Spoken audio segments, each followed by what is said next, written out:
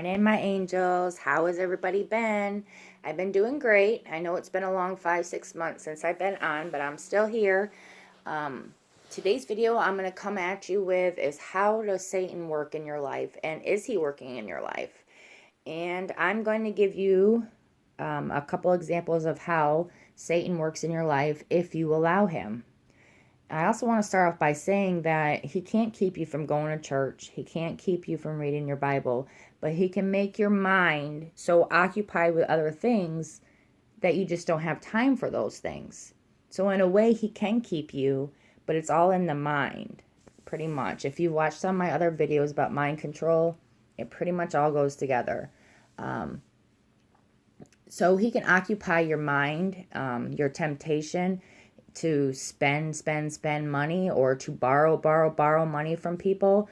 He would, he kind of wants you to forget all about the things about God and doesn't want you to even think about God. So he puts other things in your face so you're more occupied with them, if that makes sense. Um, he can pursue the husbands to work long hours, the wives to work long hours, 6 days a week. He might put it in the husband or wife's head that you have to work to pay these bills. Um, Working long hours, you come home, you fall asleep, you don't have much time to read your Bible or to even, talk to your kids about God, anything. So he can tire you out at work and you just keep working all these hours till when you get home, you just don't want to have no conversation at all or read your Bible or whatever. Um, he can keep us from spending time with our kids. He can keep our minds so occupied with work or other things that we don't spend time with our children. Cell phones, computers, tablets. He can make our minds so occupied with something else that if a child comes in and asks, "Hey, can we go to the park?" and you're like, "No, I'm busy." If that's going on, then he can have control of your mind. He tries to overstimulate our minds so that we can't hear, meaning making everything more important than God. So he stimulates our minds, and our minds want to do this and do that, and it races and doesn't have time to even think about God.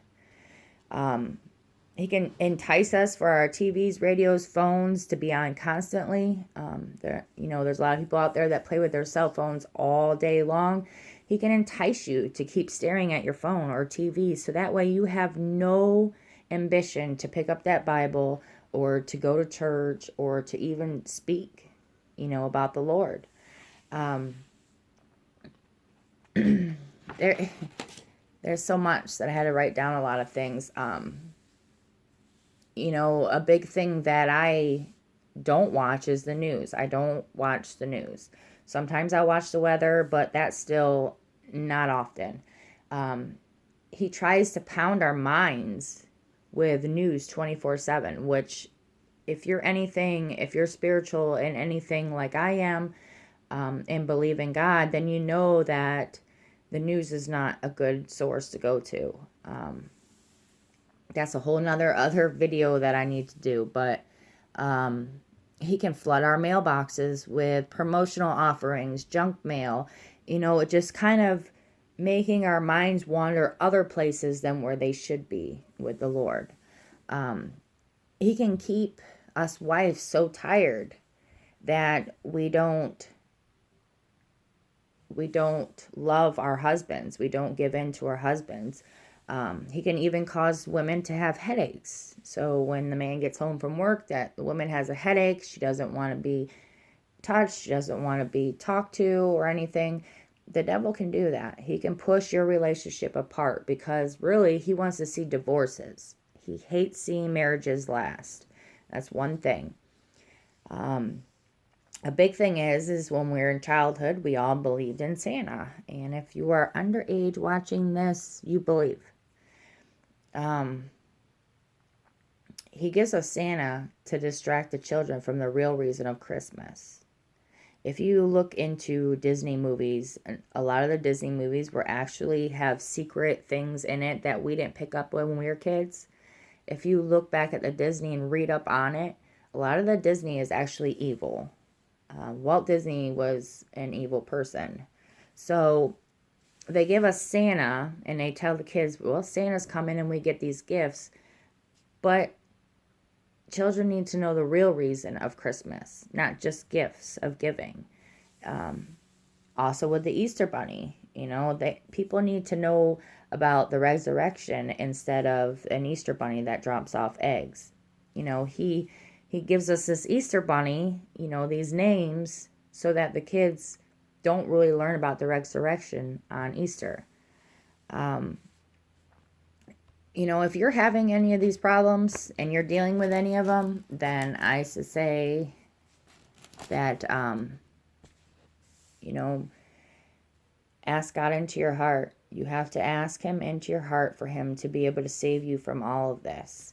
And I'm not beating anybody's head to go to church or to become a Christian. I'm just saying that some of the things that you're experiencing in your life could be due because of Satan.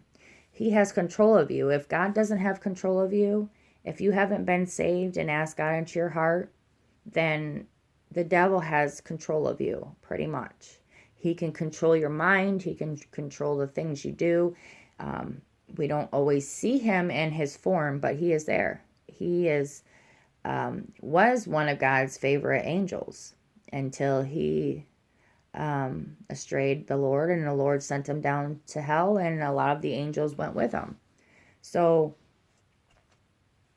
if you're having a lot of these things go on in your life, you're working these dead hours, you feel like you're getting nowhere, and you're more concentrated on your computer and your phones and things, the devil could have a hold on you.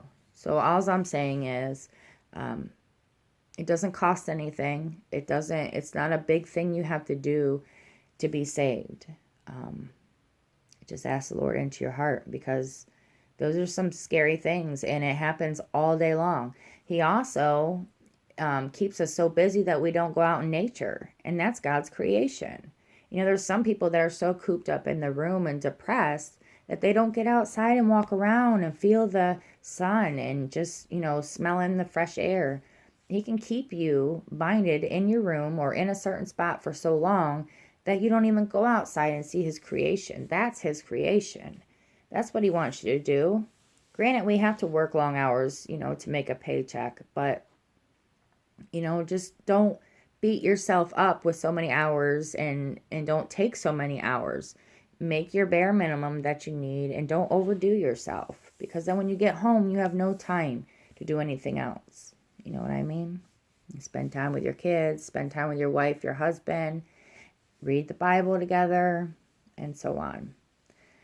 So a lot of my videos I'm going to do are probably going to be, they're not all going to be the same. This one was talking about this, and the next time I'll talk about something else. But I'm going to kind of mix up a lot of things. So I hope you guys enjoyed this and learned anything from it. And I will see everybody soon.